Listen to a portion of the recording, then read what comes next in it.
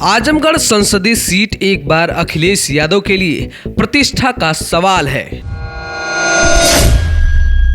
BJP भी Azamgarh seat को जीतने के लिए एड़ी चोटी का जोर लगा दी है।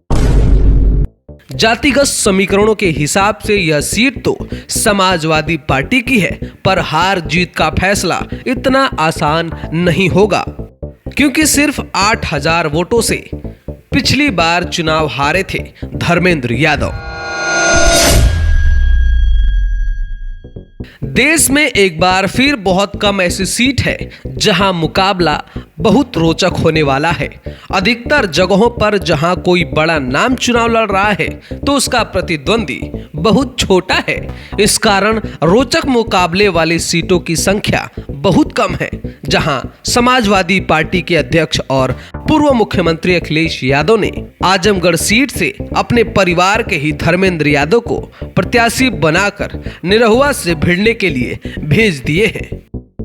यह आजमगढ़ देश की उन चुनिंदा सीटों में से एक हो गया है जहां का मुकाबला कांटे का होने वाला है। किसकी जीत होगी और किसकी हार होगी। आजमगढ़ में एक तरफ भोजपुरी के सुपरस्टार दिनेश लाल यादव निरहुआ हैं, जो फिलहाल आजमगढ़ के सिटिंग एमपी हैं। बीजेपी ने उन्हें एक बार फिर से लोकसभा चुनाव में उम्मीदवार बनाने का फैसला लिया है। दूसरी ओर समाजवादी पार्टी ने अपने पुराने प्रत्याशी यानी धर्मेंद्र यादव को मैदान में उतारा है, जो पिछली बार निरहुआ से हार गए थे।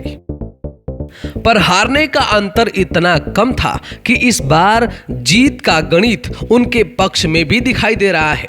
पर राजनीति अनंत संभावनाओं का खेल है, इसलिए चुनाव परिणाम आने के पहले कुछ भी नहीं कहा जा सकता है, क्योंकि ऊंट किस तरफ करवट बैठेगा ये तो देखने वाली बात होगी। आजमगढ़ के लोगों और कई राजनीतिक विशेषज्ञों से बातचीत के आधार पर यह समझ में आ रहा है कि आजमगढ़ की लड़ाई कुछ निम्न फैक्टरों पर आधारित हो सकती है।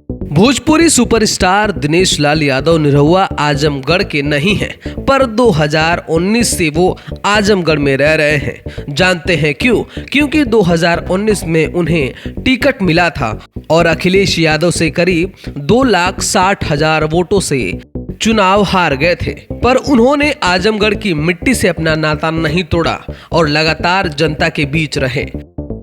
अखिलेश यादव ने चूंकि विधानसभा चुनाव जीत करके प्रदेश की राजनीति में सक्रिय होने का फैसला ले लिया, इसलिए उन्होंने आजमगढ़ संसदीय सीट को छोड़ दी।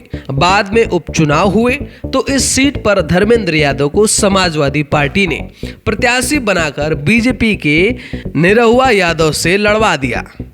हालांकि 2019 में चुनावों में निरहुआ यादव को करीब 3,61,704 वोट मिले थे, जो उपचुनाव में घटकर 3,12,000 के करीब हो गए थे। फिर भी निरहुआ ने धर्मेंद्र यादव को धोबी पछाड़ देकर 8,000 वोटों से हरा दिया था।